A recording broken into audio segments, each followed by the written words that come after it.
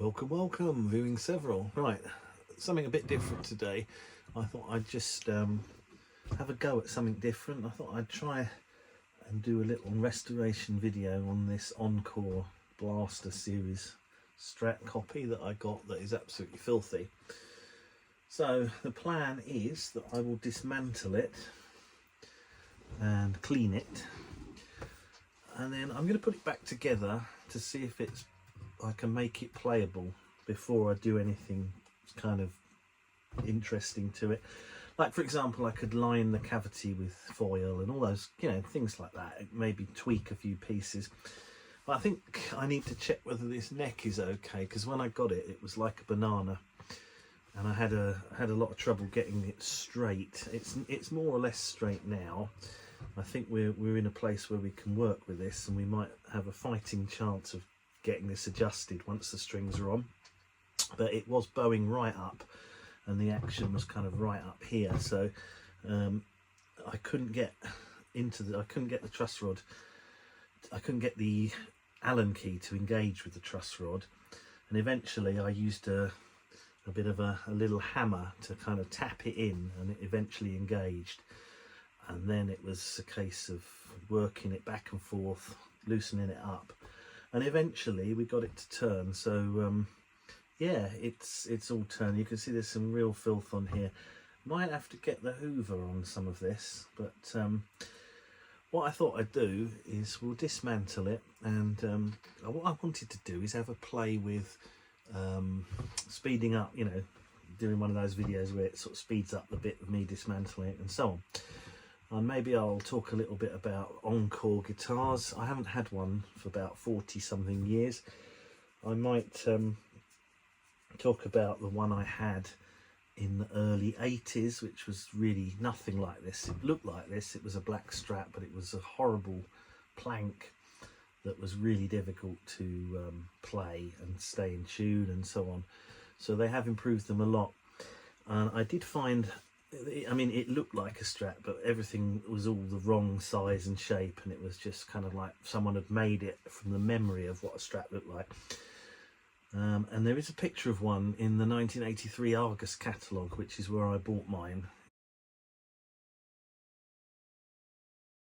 So you can see I'm not really set up to do a playing demo at the moment, and you can see my fingers are quite bad with the dactylitis at the moment.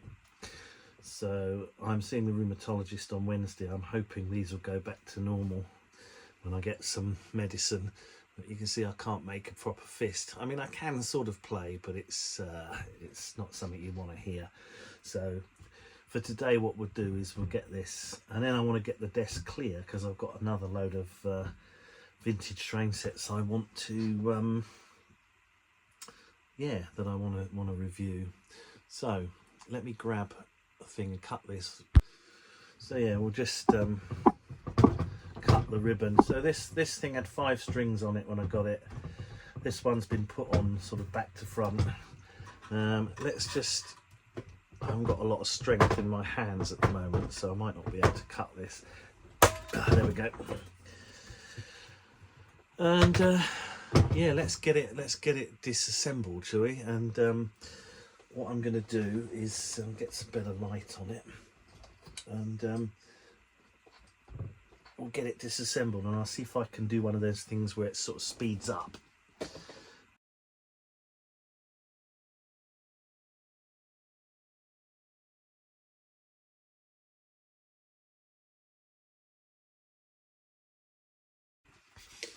You can see that's what it looks like there.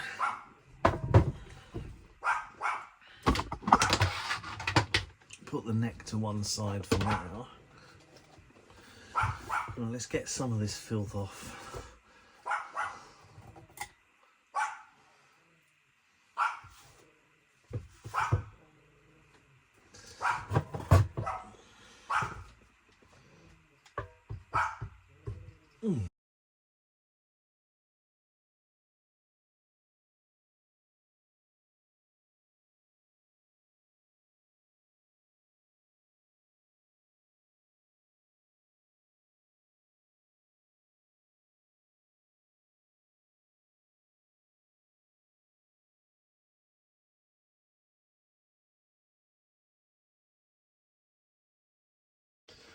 Right, so this is the body. Doesn't look too bad for a cheap guitar. It's made of wood, basswood, I would imagine. Yeah, so that's that.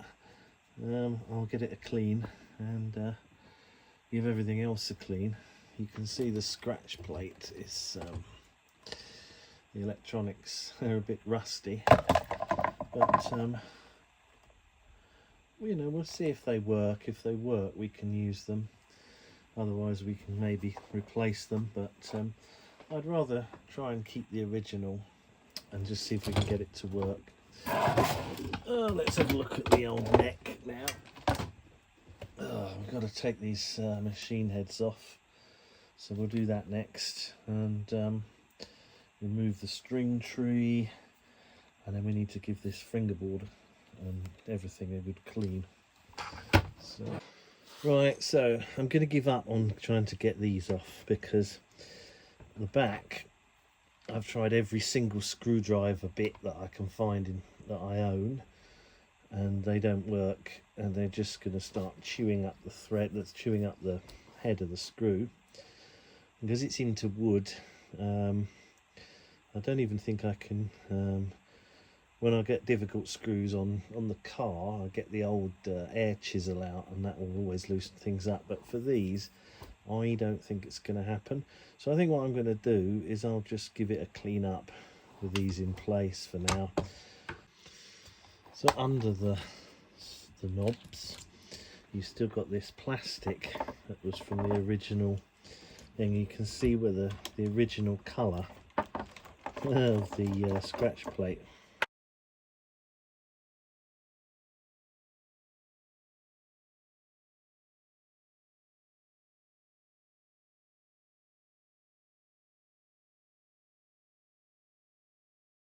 Something like that, WD-40, they might come up all right. Now we've got the scratch plate off. Right, I'm going to bag up this electronics carefully, and then we'll put this in a bag. I wonder, there's another one of them to put in there, and another one there. Right, we can sort that out. So these pickup covers pop off, I would think they probably do, and then we could probably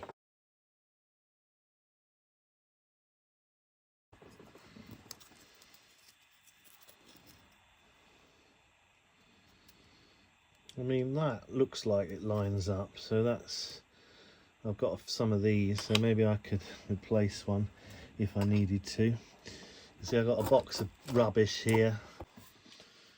Right, just to finish up part one, I think this will clean up all right. I need to work out exactly what I'm going to use to clean it with, give it a proper clean, but yeah, it's coming up all right. I've got some of the marks off, and the scratch plate, well, the scratch plate's looking better already. It's I did go into some of these cavities with the cotton bud, but it's not going to get all of that black out of there easily, so I may have to give it a scrub. You know, my plan will be soap and water and a toothbrush, as per dirty model trains. Toothbrush can do wonders with a bit of detergent. So I must say, I like the way this pickguard has aged. I really do. You can see that's the original colour, and it gives it, I want to keep as much of the patina as I can, so I think that's going to be nice to have that aged pickguard like that. Some filth on the back there, I need to clean all this properly, but yeah, that involves getting a bowl full of water and soap out, and I don't want to do that. I've had enough tonight. It's time to pack up, maybe get a beer, and maybe, what time is it now? There might be time, there's perhaps time to do a train set review, although I'm probably not going to do that tonight, to be honest, but I am going to do one this weekend. So I've got a Triang good set, the one with the class 31, and it's in pretty good nick, unlike most of the ones I've shown recently. So in theory it should just run and I should be able to just set it up easy, but these things are never as easy as I thought, and I've had some real problems just taking this guitar to bits. Hence this is a two-part video, and cleaning and reassembly is going to be at least one more video. It might end up being two, because you know, just the way it takes so long to do. I had a lot of trouble. Everything was so grimy, it was really hard to get the screws out. So anyway, part two, we'll put it back together, and also I've got a box of dirty parts, so to speak, and I think it's gonna probably be, you know, a few hours work to clean them all up before we're ready to reassemble.